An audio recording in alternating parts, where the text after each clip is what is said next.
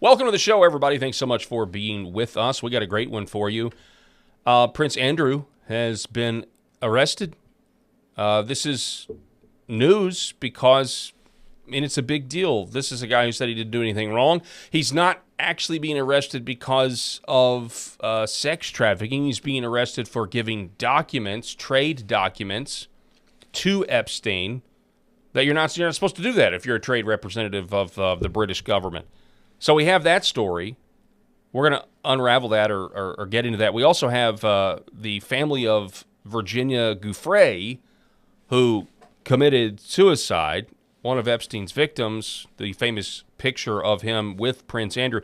We have her family now speaking out in the wake of the arrest of Prince Andrew. This is rocking the royal family. It's a shocking development.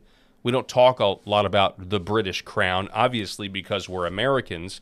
But it is interesting that we have people overseas, other governments outside of America, they're doing something with these Epstein disclosures, while our government seems to say nothing to see here. There will be no further prosecutions, which, again, is just frustrating. On the other side of things, Donald Trump, while he was on Air Force One, responded to a question by Peter Doocy, and President Trump is seeming to indicate that aliens from outer space are real. We'll talk about that as well. I think that's a significant development. What about you? The show starts right now.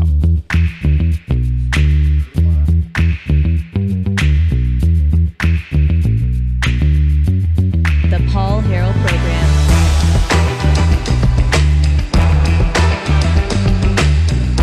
All right, welcome, folks. Thanks so much for being with us. Gonna get this going here. And I got my co-host, Rob Spencer. Rob. Paul, it's an honor to be in studio. Sorry that I could not be here yesterday with the potential congressman here in Arkansas. So, Secretary of State, you talking about? Oh, sorry, Brian Norris. Yep. Secretary of State. That's right, Brian Norris. So I did listen to some of the show, and it was fantastic. But anyway, I think what we've seen over the last year is the UK, maybe the last couple of years, is the UK embarrassing itself with this wokeness, because they, if you're not familiar, they arrest more people per day for speech than any other country, including Russia, North Korea, as far as we know, China, all of these. They arrest more people per day for speech than any other civilized country. So, and so we've seen that. We've also seen this migration that has happened, and they've allowed it, encouraged it, and they're taking over. And these animals who are raping 11-year-olds over there, and what are they getting? They're getting 60 days probation because it's within their culture. So we've seen them embarrass themselves. But I will say this with Prince Andrew, they've embarrassed the United States, in my opinion, because what they've done is said, we have some evidence here. We're gonna do something about it. Yeah. We're going to do something about it. And it could have been, hey, let's take a shot at the royals, right? That could have been a big factor in it. I don't care. I don't care what the motivation was, if ultimately it leads to some sort of accountability. Yeah. And we are sitting here with egg on our face here in the United States, while the UK is embarrassing us with accountability. Even if, and that's the thing. I saw one of the good memes in that opening scene of one of the Batman movies, the last Christopher Nolan Batman movie, when they arranged the plane crash, and one of the goons is about to escape the plane, but the villain is like, "No, brother, somebody's got to stay behind in the wreckage." And so people are saying, hey, they're going to at least get somebody, and Andrew's going to take the fall for a lot of other people. But I'm just like, and that may be the case. That's probably likely the case. But at least it's the elites throwing the public a bone. Like, we are not even getting that, right? And that's why this is also frustrating. Allegedly, this is a photo of Prince Andrew. I guess this is after he's been released. He was held for 12 hours. He was not allowed to schedule his surrender. They went to his estate and they arrested him. Our version of a raid. Right, like they actually went and they got him. A few things. This from PJ Media. We have, let's see, obviously this photo. This is the young girl, Virginia Giuffre, who, or Guffrey, or however you say her name, forgive me, but, she supposedly killed herself after she told the world many times over that she was not suicidal as she was recounting the horrors of Jeffrey Epstein. Interesting, her sister and brother, or I'm sorry, her siblings. Let's just start at the top. The former Prince Andrew, known as Andrew Mountbatten Windsor, formerly eighth in line to the succession of the British King, was arrested in England on suspicion of misconduct in public office on his 66th birthday. The family of Andrew's biggest accuser, Virginia Giuffre, reacted by saying, quote, our broken hearts have been lifted, that no one is above the law, not even royalty. Giuffre, who committed suicide after working tirelessly on behalf of Jeffrey Epstein victims, quote, on behalf of our sister, Virginia Roberts Giuffre, or Giuffre, we extend our gratitude to the UK's Thames Valley Police for their investigation and the arrest of Andrew Windsor. This is according to Giuffre's siblings. Skye, Amanda Roberts, and Danny and Lynette Wilson wrote, quote, he was never a prince. For survivors everywhere, Virginia did this for you. So the family is speaking out saying, hey, our sister's gone. She committed suicide. But if it wasn't for Virginia Giuffre, we wouldn't know a lot of the stuff that we know on the record, as a matter of public record, if it wasn't for Virginia Giuffre. So have you heard, I've not really heard whether, I've not heard interviews with her family and stuff. Did they believe that she committed suicide, or did they believe...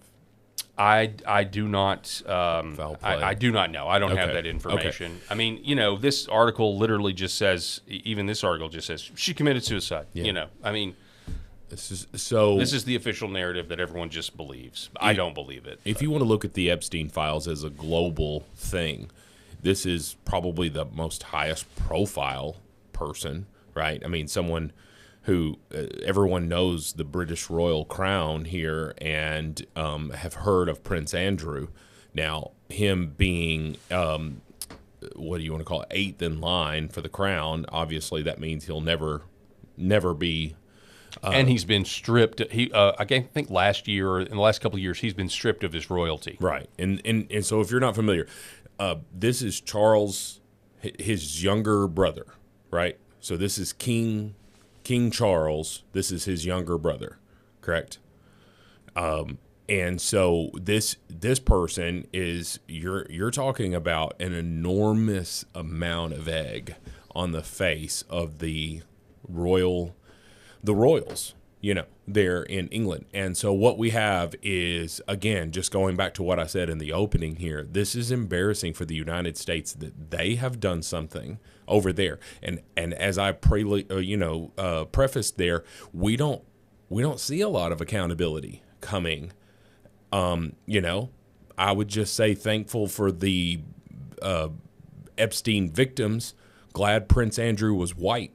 I'm glad that he was part of that, because at least he has some accountability.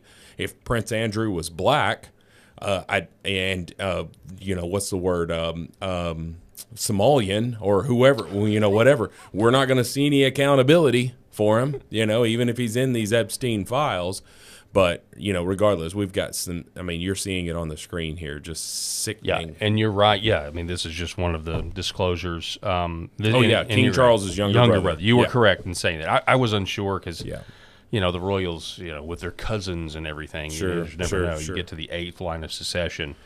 But yeah, one officer was seen carrying a laptop, and this has to do with trade envoys. So trade envoys must keep details about their trips confidential, even when they are no longer in the post under the Official Secrets Act. So they're saying that he violated this he was a trade envoy working for the government and obviously a royal, and so you're not supposed to do that. So, it seems like they're getting Prince Andrew on... They're not getting him on sex trafficking. They're not getting him on the allegations that Virginia Giuffre claims. They're not getting him on sex trafficking or rape or pedophilia or any of that. they're getting them on this. But Well- you can make the argument that that's when you have really evil men that are very powerful men. I mean, everybody knows that Al Capone went down via tax evasion, but the guy was a mobster and a murderer, and everybody was happy that he was just off of the streets. At least something happened, Yeah. yeah. Well, and let's just take it even to the extreme with a serial killer. They very rarely ever suffer consequences for every death that they had. Sometimes a serial killer only suffers consequences for like a rape because it was a person that got away, and they were all implement or what's the word suspected. They were suspected of killing 15 people, but this one girl gets away and he goes down for rape.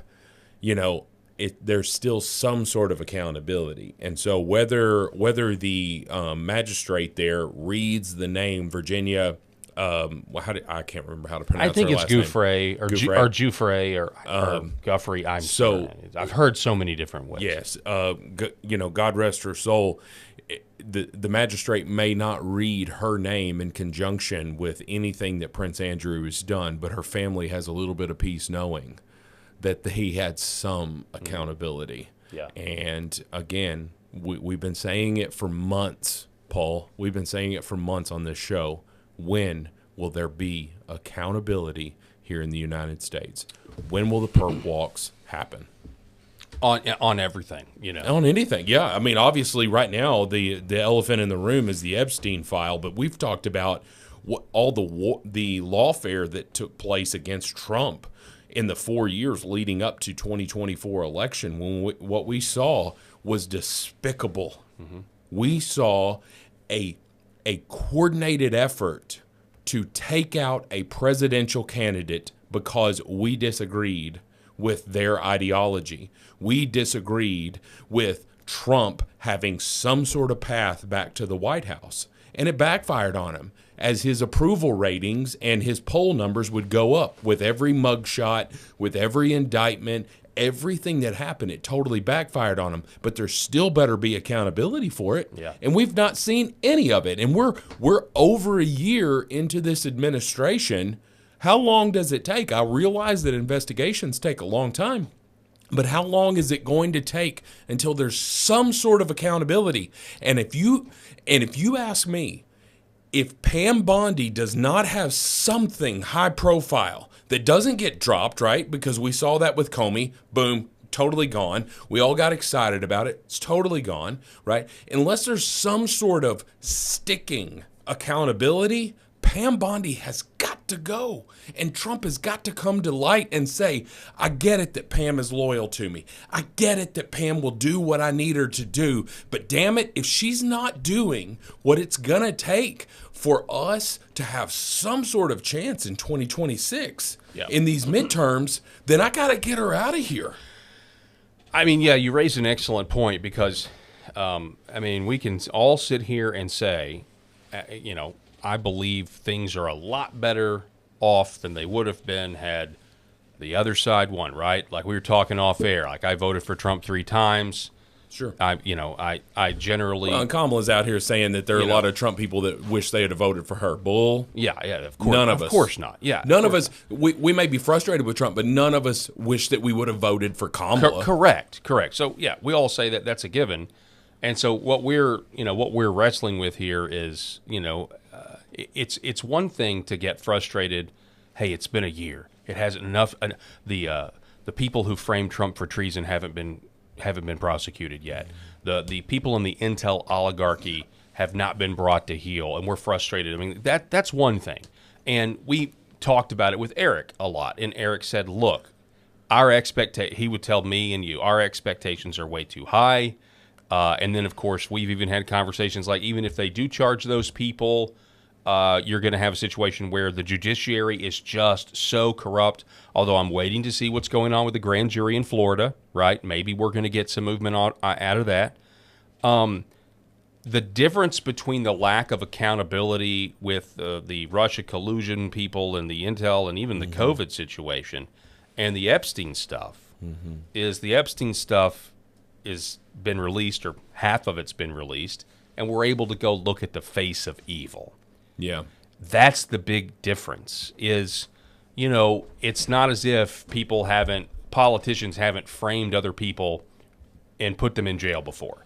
That's happened in human history, right? And I'm sorry, it's terrible, it's awful, it's wicked, but it is on a lesser scale of wickedness than kids and molesting kids and raping kids and everything else. And so I think that's the difference here. It's like this goes beyond politics. And I think most people read those emails and they say, it's hard for me to care about the left-right paradigm when I'm looking at something so evil, and we should all agree that it's evil, and we should all go after it as hard as we possibly can. And for whatever reason, and I have speculated, I think they're telling themselves it's national security or something. Yeah. We're told that now that investigations are over, and there's nothing that's going to happen from this Justice Department. And I mean, I could sit here and be like, rah, rah, Trump this and Trump that. The gas prices are lower or whatever. But I think the average person, they want you to do something with the evil. Yeah. They want you to go after and be a terror. They want you to use the sword of government and be a terror to the evildoer. Yeah, and there's a few people that do not care about that, and that is the sick pedophiles themselves, right? That don't want this to happen. People who maybe are not related to Epstein whatsoever here, but they're also like a sick, sadistic person, and they don't believe, like, they just go away, like, right, we want to be out of the spotlight with our sickness. And then you've got some extreme Trump loyalists who the man.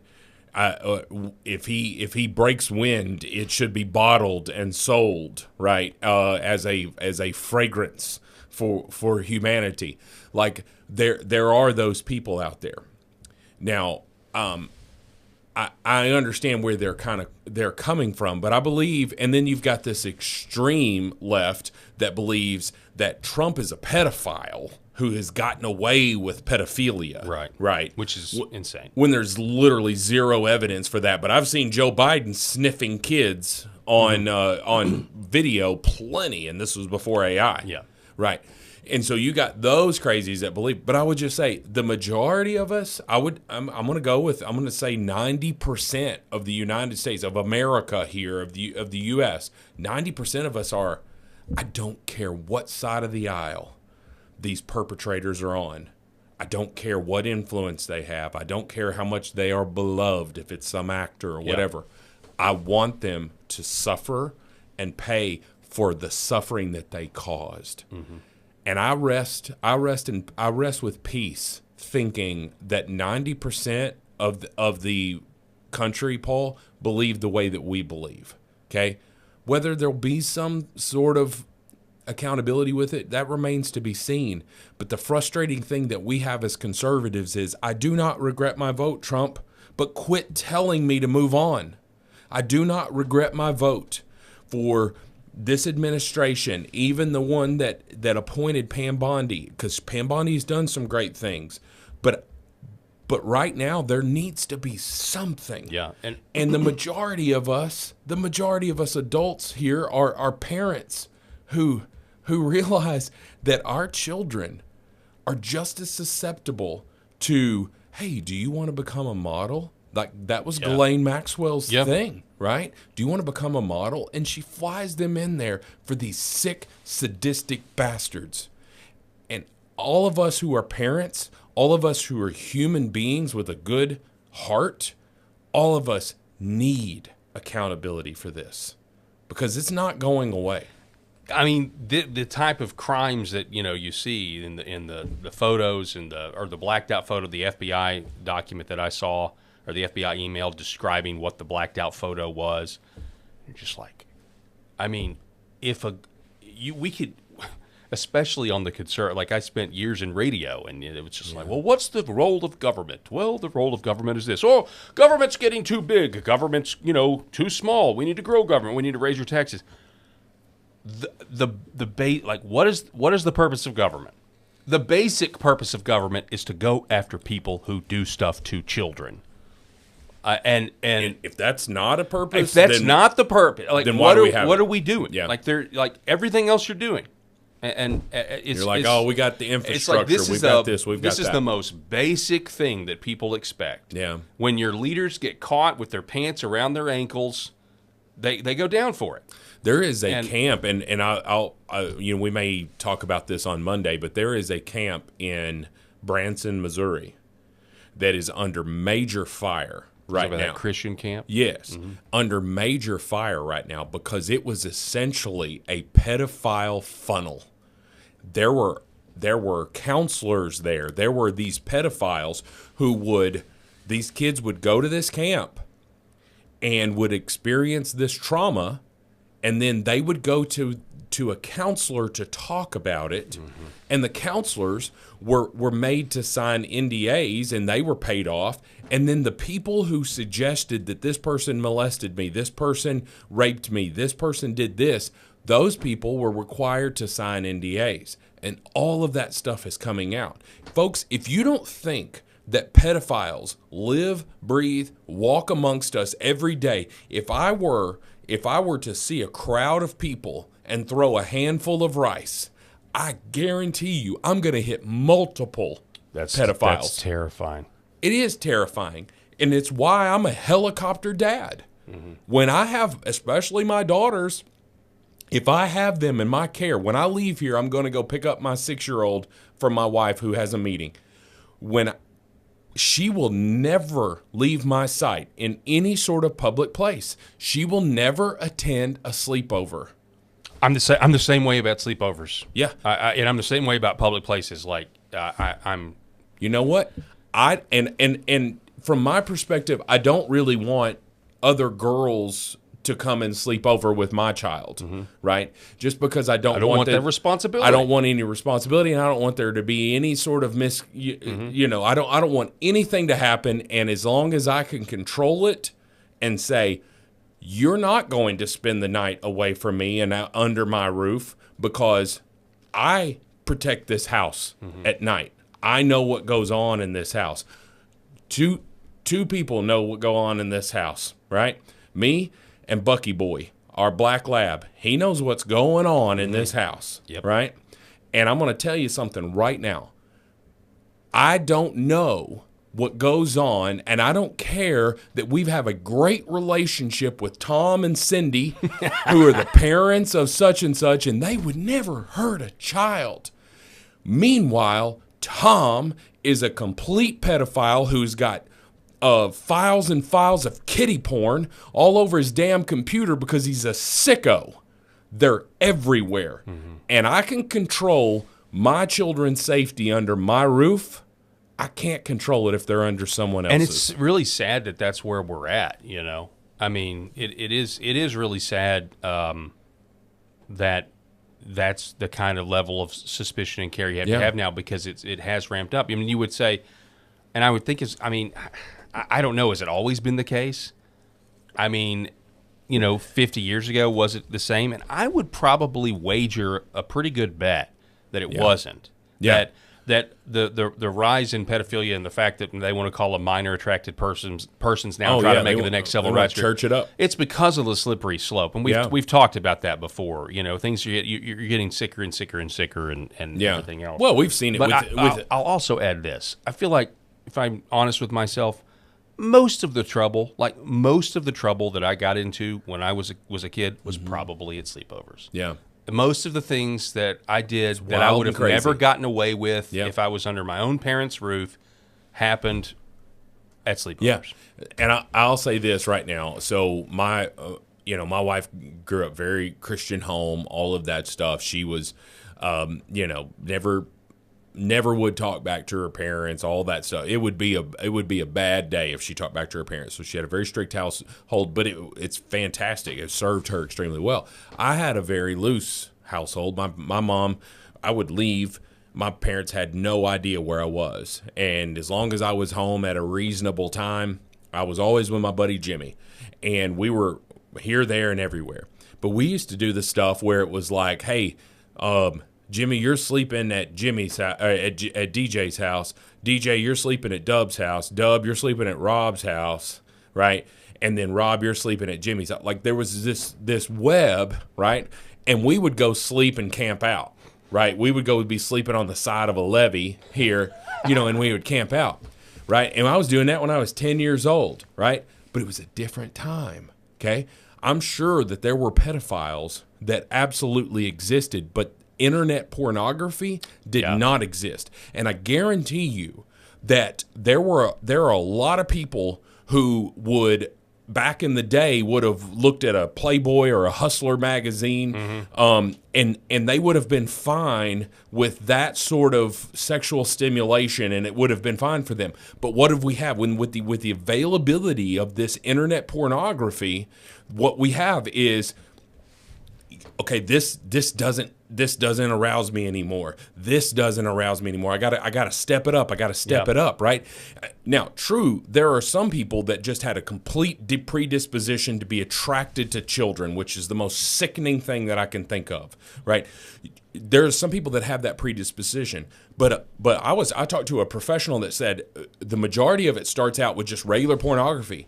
And then I got to have something else, and I got to get this fix, right? And it just progresses because it's all free. It's right there at the tips of their fingers. That stuff just didn't occur. Yeah. Right? The only people that were child molesters back then were just the ones that had this sickness in them and that were, doing this. It wasn't a, what do you want to call it? Like an evolution of their arousal needs or something. Yeah, feeding the dopamine receptors and it's not working. Correct. I got to get something else. Exactly right.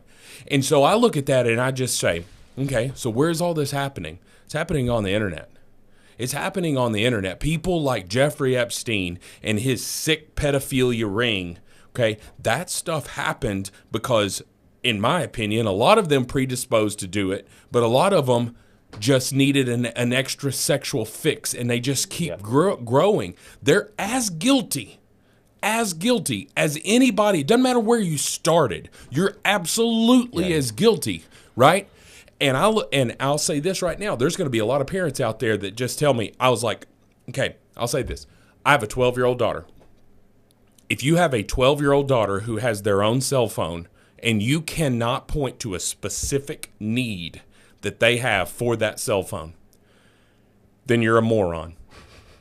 Because there is you're going to make so many people I don't care if I piss them off. I agree with you. I'm going to tell you this, and I'm not saying that I'm right about everything, but I can tell you right now, my daughter tells me all the time about Mean Girls, and it's way worse online because you got keyboard warriors. Mm-hmm. You got people that are making these girls feel just terrible about themselves. You got indoctrination stations that are happening. I'm sorry, I'm on a long rant here. No, I like it. You got indoctrination stations that are happening where you got these people tell them, hey, you know what? I know you don't like this about your body. You don't like this because you were born in the wrong body, right? Or it's this or that. You're not weird. You were dealt a bad hand here, and so there's a certain level of belonging. But it almost always comes that searching that these girls are doing, or boys in a lot of cases too. This searching that they're doing is because something happened. It was whether it was bullying, whether it was trauma, whether it was something had this kid go searching. I'm not giving my kids the tools to search for that stuff. You're going to deal with your problems in real life. If mean girls are talking about you at school, by God, you're going to go back to school the next day and you're going to tell that girl to shut her mouth. Okay?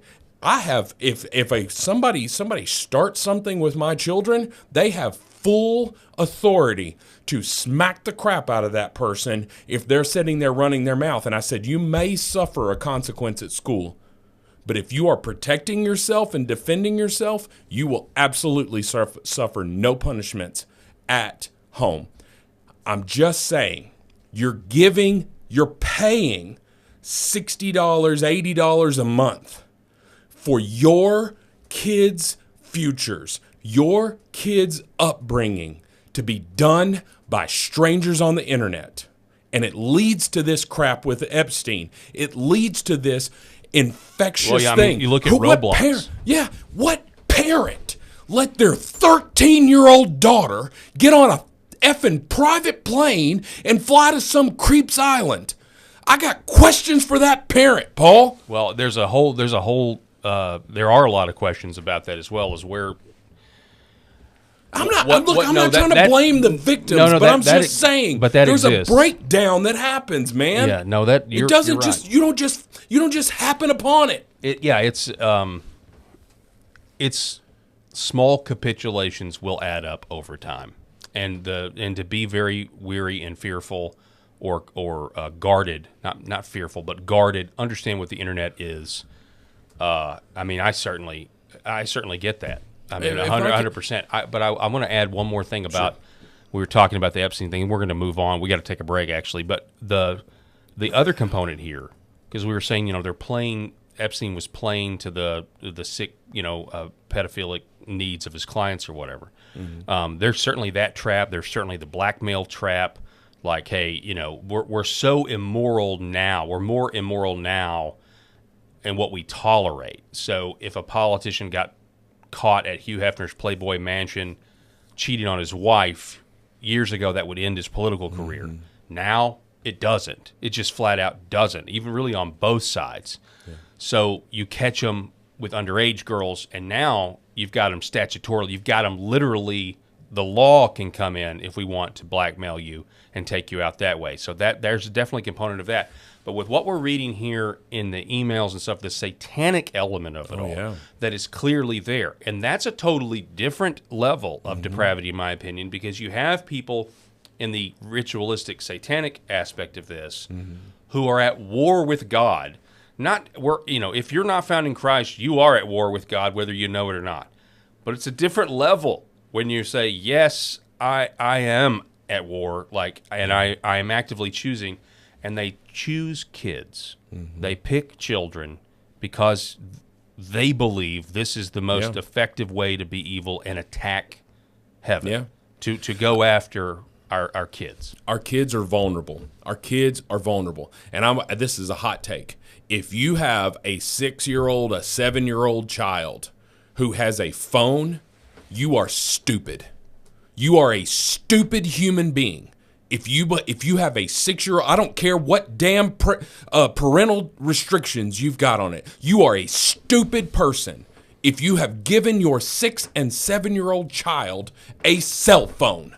Shut up with this. Well, they need it because they might be at grandma's or with this. Or your mom or dad, who is that child's grandma, you don't have a way to contact that person.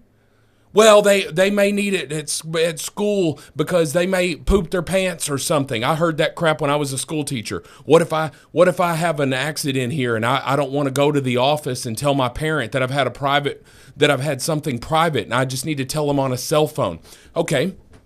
Do you think that we didn't have problems like that growing up, Paul? There are tons of kids that poop their pants. That's exactly right. Long before cell phones. And honestly, because the not your kid not being out of your line of sight or going somewhere else like that. That's the danger. There is okay, because I've just thought about if I didn't mistrust AI so much and the word technology was going, I might just put a chip in my daughter so I know where she is all the time. But no, she does not have a phone, of course not. But then you think, but what happens when she gets older? At what point do you give her the phone? And so it's. It's certainly a debate. It should be. I guess, to your point, there are some parents that I don't think about this at all. No. They don't even think about it. Get them a phone. They're 3 years old. Get them on their own phone. Just add it to the phone line. I was like, you're stupid. You are stupid. And you want to say hey, well, my 12-year-old daughter, going back to that example, I know we got to get to a break.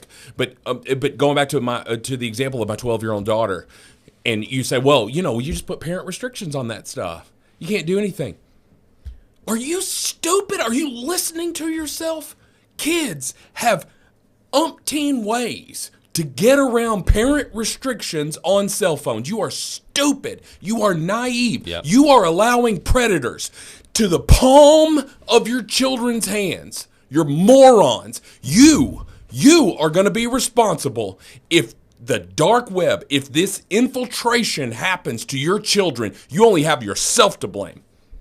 That's a hill I will die on. I think, I can't I can't argue with what you're saying, man. I mean, I think it's truthful. We're going to take a break. Hey, when we come back, real quick, 2-minute break.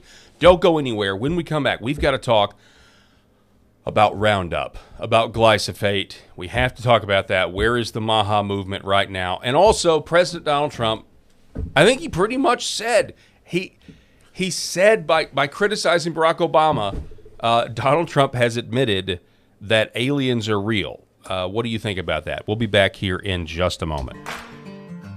I'm Brian Norris, retired Army First Sergeant, husband to Kelly, father of 3 amazing girls, and a lifelong Arkansan who puts faith, family, and fair elections first. When Independence County demanded real election transparency, I led the charge, petitioning voters and winning at the Arkansas Supreme Court. Now, Little Rock bureaucrats are punishing counties like Searcy for putting voters first. That's not real conservatism. It's big government overreach in disguise. That's why Trump allies like General Michael Flynn, Mike Lindell, Justice Michael Gableman, Colonel Conrad Reynolds, Senator Wendy Rogers, and Senator Mark Fincham back me. Together, we'll secure Arkansas's elections and inspire the nation. As Secretary of State, I'll implement President Trump's executive order. Verify citizenship, replace hackable voting computers, and build trust with verifiable paper ballots. I'll cut red tape for businesses, harness our natural gas and lithium boom, and attract tech jobs to grow Arkansas strong. This is our fight, our future. Join us. Paid for by Norris for Arkansas. Behind every precious life, there was a choice. Behind every family moment, behind every special memory, there was a choice. A life of joy. A life that is beautifully and wonderfully made. At 7 Weeks Coffee, we are funding the pro-life movement, one cup at a time.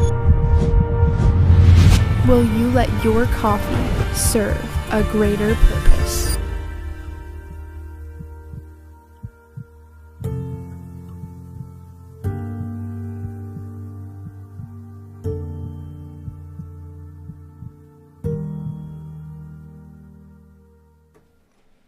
That's 7weekscoffee.com. Make sure you use the promo code Paul, and you will help pregnancy resource centers convince women, many of them in crisis, to choose life.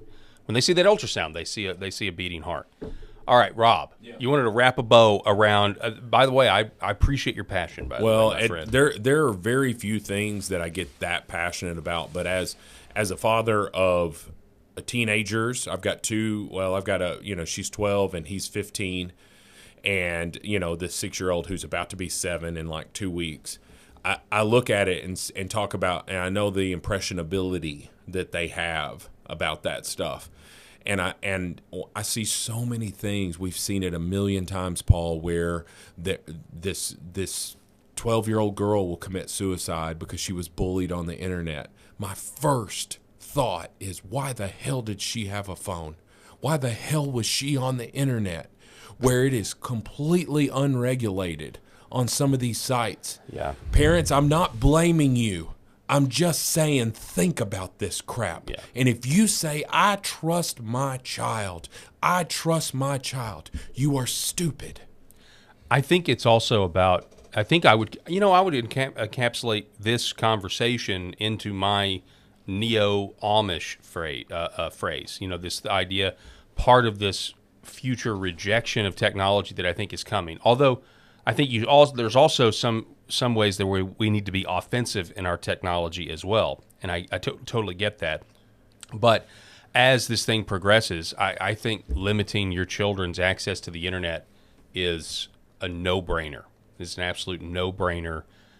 With his all. I mean, just think about it. I mean, as much time as I spend on my phone, a lot of times I think, do I really want this for my child? Do I want her to spend as much time on the phone as I spend on it? Sure. And that's calling myself out of needing to just cut myself. We got to cut it off. Or, how many days a week, as busy as your schedules are, how many days a week are you actually sitting down at a dinner table with no phones and eating dinner at a table? Right. Like, I'm really convicted about that. We've got a local restaurant that's got these little these little buckets at every table, and there's a sign on it that says, "This is for your cell phones. Put them in here. Enjoy your time with family." Mm-hmm. And I thought, man, that's just kind of a dying thing today. And you see it. You walk into a restaurant, and there'll be 4 people sitting at the table, and all 4 of them are on their phones. Yep. I'm like, when is the last time you had an actual conversation with that person? When's the last time you talked to your daughter or your son or your spouse? Yeah. No, you're exactly right. 100%. Okay. Let's talk about this. I've got both sides of the glyphosate issue. I think I have both sides of it. Okay. Donald Trump puts out an executive order yesterday, and it's made a lot of people upset, and we're going to get into it. We're going to talk about it. Trump just signed an executive order granting immunity to glyphosate pesticide manufacturers. Okay, people like Kelly McCarty says this is outrageous. The first tweet I saw, again about 20 hours ago, was from Tom Renz. Donald Trump bypasses Congress by attempting to provide immunity to cancer-causing glyphosate manufacturers. Now, so that's the rub here. That's why people are upset with Trump doing this on glyphosate. And it's because people have known this for a long time, that glyphosate is cancer-causing. Robert Kennedy Jr. last year in July said the herbicide glyphosate is one of the likely culprits in America's chronic disease epidemic, much more widely used here than in Europe. Shockingly, much of our exposure comes from its use as a desiccant on wheat, not as a herbicide. From there, it goes straight into our bodies. My USDA will ban that practice. That's what he said, and this is also on the heels of what happened 2-3 weeks ago, where the Surgeon General of Florida, along, I believe, with Casey DeSantis, did a press conference. Ron DeSantis may have been there as well, where they started listing. They found arsenic in baby formula, but specifically they found glyphosate in some of America's top bread, even Dave's Killer Bread. Many people, Dave's Killer Bread having glyphosate. As well as like a bunch of other loaves of bread that you see on your average grocery store shelf have high levels of glyphosate. They tested some that didn't register. They were, so they were so low that it didn't register on the test. They tested others that were high. That we're ingesting what is a cancer-causing. It is a cancer-causing agent. Yeah, and even if you try to think about like people that want to bake their own bread at home with their own ingredients and stuff. What about the flour? It's already in there. Yeah. It's already in the wheat. It's already in the flour. And so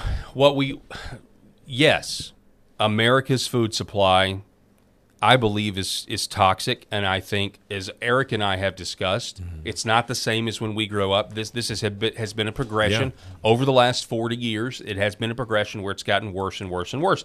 And you can just go look at the list of ingredients for that, by the way. They're totally different. You look at our cancer rates. And look at our overall health. Right. Tracy Bean says, I can't believe what I'm reading. This is now. So here's the House Committee on Agriculture.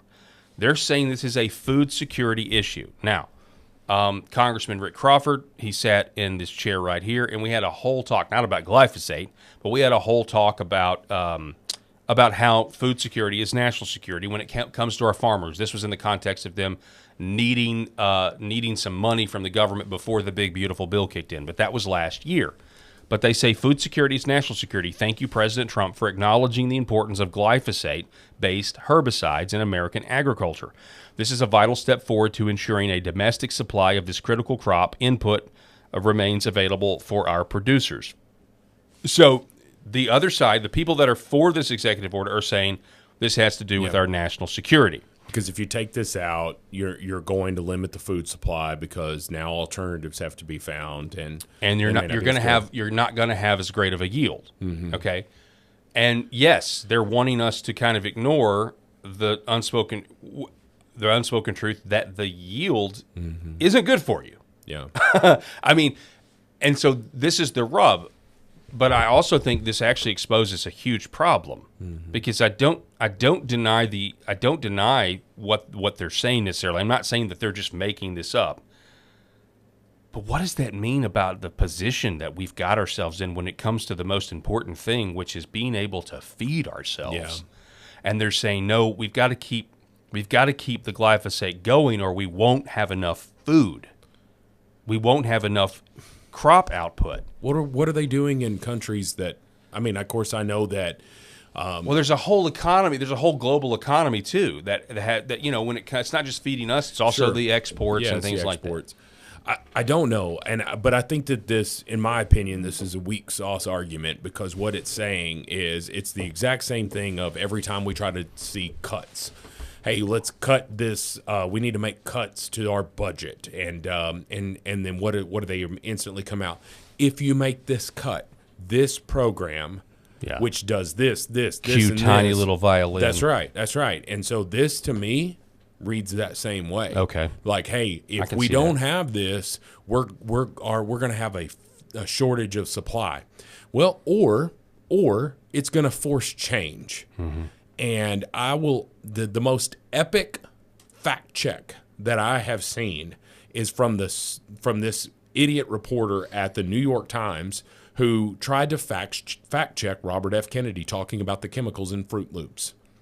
I remember that. Yeah, and she compared it to the Canadian Fruit Loops. And she said, basically, she goes, there is no difference except...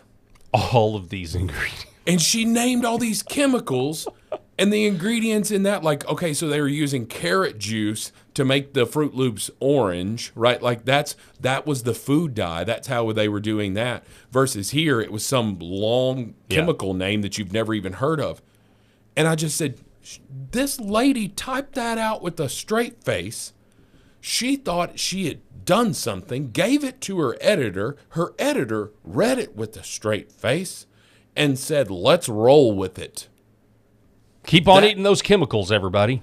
All in the name of what does the big, bad chemical food drug industry, what do they want? Yeah, exactly. The only reason you write an article that is so absurd is that you're being paid to, and that you have big food or big ad or big food in that case that's like, we got to keep these chemicals going. How dare how can places like Pfizer and all of these drug companies and all of the stuff that relies on the FDA, right? Like, how can they have people on the FDA, like the board? How is that even that is the definition of you mean a conflict. like the revolving, like going back and forth? Yeah, they're going back and forth and all of this stuff, and you're just like, wow, it's amazing that all of this crap got approved in the first place. It is. All right, now let me give you another take, though, okay? So here's another take that's on this, that's kind of trying to thread the needle here, and it's John Harrell. Okay. So he said this. Now, you tell me what you think about this. He says, let's be accurate about Trump's executive order regarding phosphorus and glyphosate-based herbicides. The only legal immunity, he says, provided by the executive order is immunity to companies yet to be specifically determined from being sued for failure to satisfy other contracts while complying with this order. He says it isn't giving anybody legal immunity for causing cancer. All right, I think that is certainly an important thing. Okay, yeah, right? Because I haven't seen this. Okay. The executive order is all about farmers' costs and food prices. Farmers have said the president's tariffs are on imported herbicides, and fertilizers are driving up the cost of crops. Who knows if that's true, but that's what they're saying. This is only one domestic producer of elemental phosphorus and glyphosate-based herbicides. This will help keep those costs down and therefore keep our food prices down. RFK Jr. has successfully sued over the cancer-causing effects of these elements. They understand the issues here better than anyone else, but they also understand the predicament we're in. This is why I pulled the tweet, because it is a predicament. We have allowed this to happen because our rulers, for a profit, have sold us out. It's ingrained. Pardon the pun. That's a good pun. During a May 20th Senate Appropriations Committee meeting, a hearing, RFK Jr. stated, quote, "There's 1 million farmers who rely on glyphosate. 100% of corn in this country relies on glyphosate. We are not going to do anything to jeopardize that business model." He says, until there is a safer, cheaper alternative, I'm not sure what you expect Trump to do here and why this would be something to cause anybody to stop supporting him. He says, I'll discuss on his show. He's got a show, John Harrell does later today. So it is totally in a rock and a hard place. You have, but the bottom line is this glyphosate is making its way into our bodies. We have an agriculture industry that is now dependent on our food having glyphosate in it, and this is what's. And I don't pretend that you can change it overnight without totally disrupting, an industry that we depend on, and you've got to have can't have the farmers go bankrupt because then you have no food. Yeah. But then again, you're like, but the food has some poison in it, right? Yeah. So I don't know. I don't know what the answer is, but I understand why people are upset. I certainly understand that, considering we just had these headlines out of Florida talking about how they were finding glyphosate in people's bread. And baby formula had arsenic in it and stuff. Well, let me ask you this. So is McDonald's regarded as a healthy food choice? Okay. If people said, we've had enough of this, we've had enough of the obesity rate, we're going to stop eating at places like McDonald's and Burger King and all of that. We're only going to eat at places that have clean food, free of this and that and this and that, whatever. How long do you think it's going to take McDonald's before they make an adjustment? As soon as that trend is noticed, when will McDonald's make the adjustment? Immediately. Yeah. They're going to immediately offer healthy options. They're going to bring all of this stuff. We've gotten rid of all of these chemicals. Please come back to McDonald's. It's going to happen almost immediately. So while I understand what they're saying here, and maybe there needs to be like some sort of end in sight to sunset this use of this stuff, but sitting here and saying, oh, well, we need it, so we've got to deal with it. Thank you, Trump. Like, I don't think that's the play. I think it is coming out and saying, hey, this is a problem, and until we find a better solution, we're going to have to go with this. But just so you know, we're on it, we're working on it, and as soon as we can feasibly do this, we're going to make this change. Yeah, I think some acknowledgement. I mean, it would be really good to have, like you said, somebody to come out and say, this is not ideal. Mm-hmm. We do not want to rely on this, but we're going to have a plan to phase it out. But that's going to make you can't get around the fact that there are people making this stuff, glyphosate, that want to keep making it. Obviously, they want to keep making it because they're making money. So how much is that at play here as well? And this is why the American people just have to, at the end of the day, we're kind of left guessing, and we are at the mercy of special interests. There's no way around that. I mean, it just is the nature of the beast. Within 1 week, what we saw was the leader of the front man for Three Doors Down, Brad Arnold, who Three Doors Down, 90s, 2000s band, phenomenal, if you've never heard their music. And, he had cancer and he died within 2 years, 3 years, something of his diagnosis. James Vanderbeek. Yeah, actor, he recently died. Right. Died the same week. Like, they died like 2 days apart. Oh, I didn't know that. Yeah. So they died very short amount of time. Both of them were in their late 40s, right? Both you and I are in our 40s. And I think about that. I think about, wow, and both of them appeared healthy. No one would have looked at James Vanderbeek 2 years ago and said, oh, he looks unhealthy. Yeah. No, he's just a healthy person. Excuse me. And in that same week, we get a group text from our church group, our small group, and it said that one of our class members, her name is, well, she probably didn't watch the show, but her name is Becca, and she was diagnosed with colon cancer stage 3, and she's in her late 40s, I would assume. I don't know exactly how old she is, but she's close to that. And I just said, this is it's happening everywhere, and Megan Basham, the author of the book Shepherds for Sale, big in Christian circles, and she's dealing with colon cancer and the aftermath of that right now. How many lives are lost because of this, and even childhood cancer because the mother was infected some way, right, through chemicals or all of this stuff, and is passed on to the child. And you got to also put the vaccine out there. I mean, The vaccines. how many people did that? Right. And that's the consequence. And when they're finding arsenic in baby food, and you're talking about there's these big neon flashing signs that says we have a problem. Yeah. Immunity for a person, a company, an industry that is potentially causing that problem.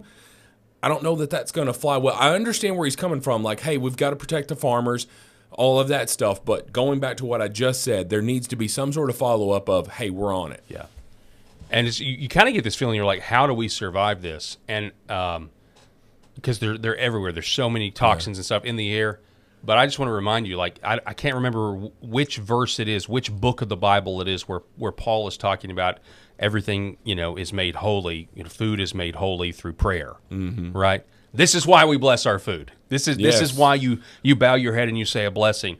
And so, or at least this is one of the reasons why. I read that the other day, and then you kind of think about how toxic the food is. You're like, say a blessing and actually, bless this food to the nourishment of our bodies. Right. Please, Lord, don't let this food. I've done the best I can, but who knows what's actually in it. So, okay, President Trump may have confirmed aliens are real. What a transition! What a transition, exactly. I'm probably going to bring this back to a biblical reference here in a minute. Okay. But here is President Trump talking about Barack Obama Barack Obama allegedly said aliens are real. Something that got a lot of attention this week. Barack Obama said that aliens are real. Have you seen any evidence of non-human visitors to Earth? Well, he gave classified information. He's not supposed to be doing that. So aliens are real? Well, I don't know if they're real or not. I can tell you he gave classified information. He's not supposed to be doing that. He made a big mistake. He took it out of classified information. No, I don't have an opinion on it. I never talk about it. A lot of people do. A lot of people believe it. Do you believe it, Peter? The president can declassify anything that he wants to, so if you want to make an announcement. I may get him out of trouble by declassifying. We know illegal aliens are real. Yeah, illegal. Only illegals. So illegal aliens are real, but he also, to me, that's him indicating that he's seen classified evidence that suggests spacemen are real. Not really sure where to go with that, other than to say it's not a stretch for me to believe that aliens are real, like that there is life on other planets. But flying here in space saucers and spaceships and all let me of tell you that what stuff, I think. it's a little challenging. Let me tell you what I think. There. And let me tell you what I think. Okay. This is a belief that if there is some sort of massive disclosure or some sort of alien contact that's announced in our lifetime, could easily get Christians marginalized and eventually killed. I really believe that. Okay. But yeah, I think it's entirely possible that demonic entities can masquerade as space aliens, and I think there's a lot of people that may actually think they're in contact with some higher intelligence or something like that that can manipulate the physical realm, or some sort of interdimensional beings and that sort of thing. I think that's entirely possible. That may sound crazy to you, but there are. During COVID or right after COVID, that entire psychological operation that it was, there have been people since then that I have seen. So chalk this up as the next conspiracy theory that is a conspiracy theory now that could be true later when this is saying that one of the ways to get humanity to really become sheep and give up what little liberty we have is some sort of manufactured fake alien invasion. Maybe not even an invasion, if much as it's just a contact, a giant event, a first contact, a reveal, if you will. And so, anytime we're talking about this type of stuff, I immediately think this is more spiritual than it is than they're ever going to admit. They're never going to admit who these people really are, even if they were, and they certainly want you to believe that it's just it won't shock me if they claim that they actually created life on this planet and they're just back to check in on us in order to go to war with God. Well, I've got a couple of things. I would just say, I know we're at the end of the show here, but I mean, Bill Pullman's not here to save us. That's right. That's right. If we've got a Independence Day type situation, will no longer be known as an American holiday. Oh, Randy Quaid needs to just suit it up back again. That's right. That's right. I don't know. I don't think that we will know. And I would just say that the emergence of AI is going to put further doubt on any proof that ever comes. That's exactly right. I will tell you this, though. If they actually are in corporeal form, you will have girls, you will have scantily clad women throwing themselves you will have immoral scantily clad women throwing themselves at this eventually. You can just see it now in the club, making them legitimate, I know that sounds crazy. I'm just telling you about dancing aliens at the club. I'm telling you where this will go. Okay. I'm telling you, you will have if it's ever revealed like that. Who knows? What we think of a celebrity, it will dwarf. Oh, and sure. It'll dwarf it. And then if you think about how our brightest astrophysicists will fall down and worship these people because it's really all about trying to disprove the existence of God. I'm just telling you, that's where this is. And you see how this opinion, if all of our lives are made better by alien technology and it's out in the open, how this opinion, Christians will be hated? Because I'm not the only Christian that'll think this. There's a lot of us out there that'll think this. But anyway, want to give a shout out to our sponsors, Red Vive Health, New Horizon Real Estate, Gateway Sight and Sound, 7 Weeks Coffee, and Sherrod Chiropractic. Rob, thank you for being my co-host again. Aliens are us. That's what we need to get as a sponsor. We'll just do that. We'll just totally rebrand the show, make it all about aliens. All right, folks. Thank you so much for watching. We'll see you next time.